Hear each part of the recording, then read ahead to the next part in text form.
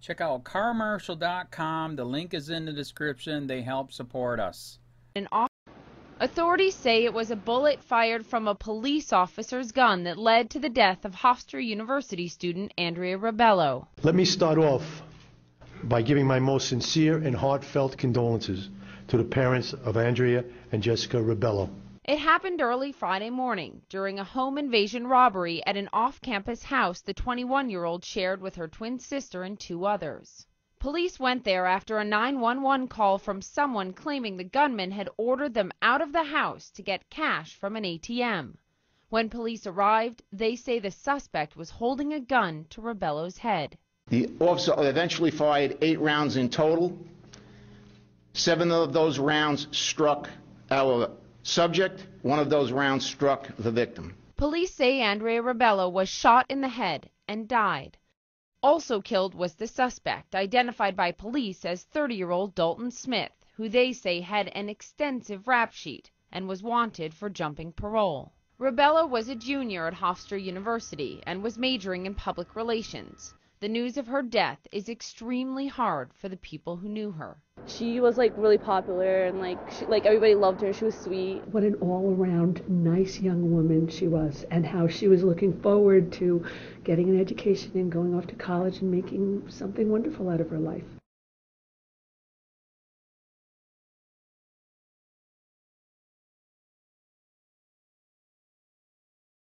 Nassau lawmakers expected to settle Andrea Ribello suits for $4.5 million.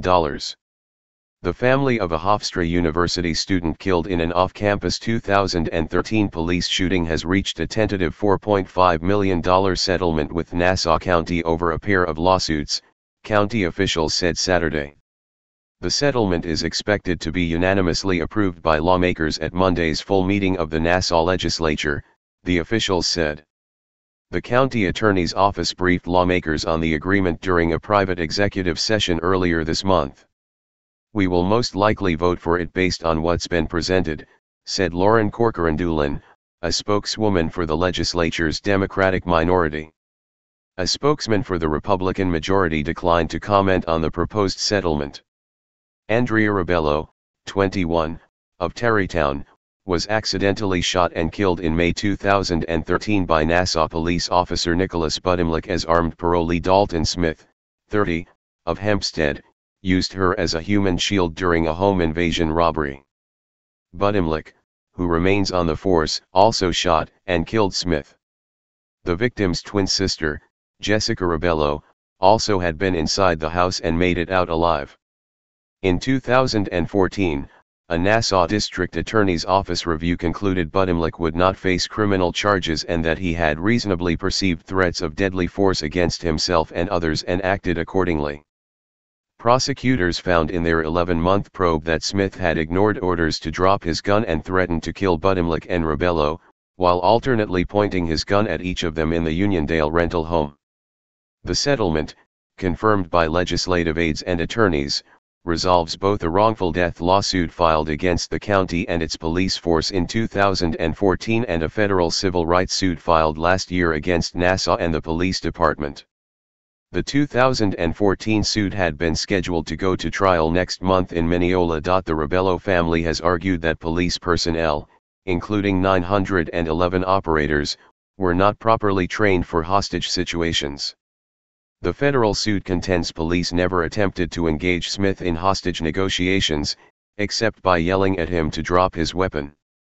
The family has also alleged that records police created in the case were designed to be sparse, and that authorities moved around evidence at the home as part of a cover-up to protect against civil claims. The parties have resolved this matter to their satisfaction, Ribello family attorney David Roth said in a statement Saturday.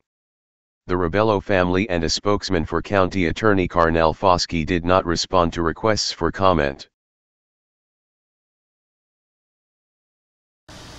Hey Charlotte County, this is Charlotte County COPWATCH, and I wanted to explain what fair use is. You can use pieces of news articles if you're doing it for news reporting, you have commentary, and you're doing it for education purposes. So that's what fair use is. As you can see right here, Another reason why I wanted to make this video is to let you know I have just joined with Patreon. A nice thing with Patreon, I make no money on YouTube. They took the money away years ago, and so this is another way to give, and it's a nice thing too because you can give monthly.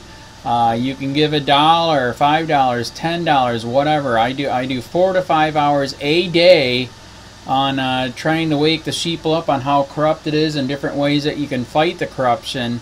So Patreon is a way that you can do it, and then of course the old way is still there. Donate to Sheriff County Cop Watch with PayPal or credit card.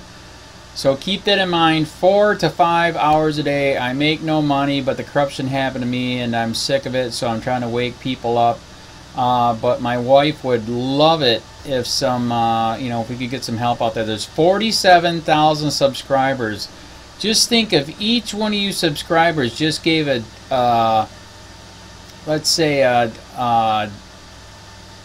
actually yes, $1 a month. 47,000 subscribers gave $1 a month.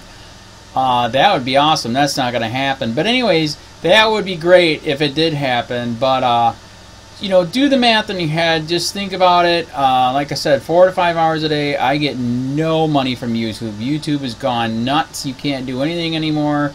They're taking the money away everywhere. So these are a couple different ways that you can still help out with all this time that I put in. And as you know, I'm in a special situation where at least I can do it. 4 to 5 hours a day.